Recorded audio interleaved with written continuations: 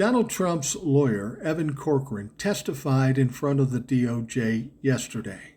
Evan Corcoran is Donald Trump's lawyer for the classified documents case.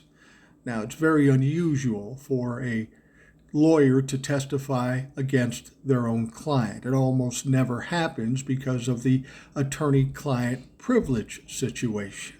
But there is an exception. It's called the crime fraud exception, meaning there was a crime committed or a crime is ongoing. And then the crime fraud exception comes into play. And that's what happened to Evan Corcoran. So the judge said, you must testify. The interesting question, the curious question is, why did Evan Corcoran testify now? What I mean by that is Donald Trump has pushed every situation all the way to the Supreme Court, but he didn't do it here with Evan Corcoran. Why did he give up so easy? Why did he not want to delay this any longer than he did? Well, there's a lot of possibilities out there, but one of those possibilities might be that there's some evidence in these documents, and he didn't want the Supreme Court justices to see it ahead of time. Donald Trump is looking at the long game. He knows he's going to need the Supreme Court at some point down the road, and he doesn't want to taint the waters by seeing some egregious evidence.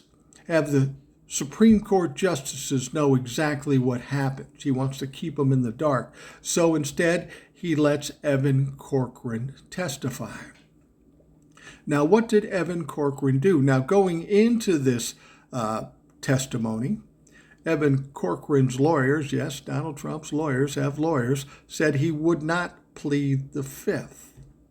That doesn't mean he didn't, but chances are he didn't plead the fifth, because we're down toward the end now. Evan Corcoran has two choices: either take the heat and ultimately go to jail, or throw Donald Trump under the bus. If he did not plead the fifth, the only option is he threw Donald Trump under the bus, meaning he got some kind of immunity. We're pretty far down the road now. There's no more time to delay, and Evan Corcoran had to make a choice now. I'm guessing he threw Donald Trump under the bus, and this doesn't bode well for Donald Trump. The Supreme Court will be the least of his worries sometime soon.